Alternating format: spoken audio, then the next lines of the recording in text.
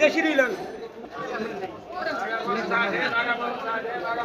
রুই আছে নলা কাতল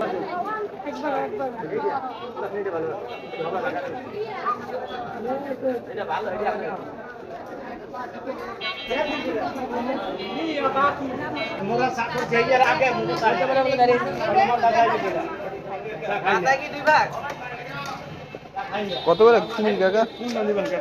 এটা না এটা না এটা আবার 1600 করে রাখলেন দেখেন 6টা মাছে 7টা মাছে প্রায় 1 কেজি হয়ে যাবে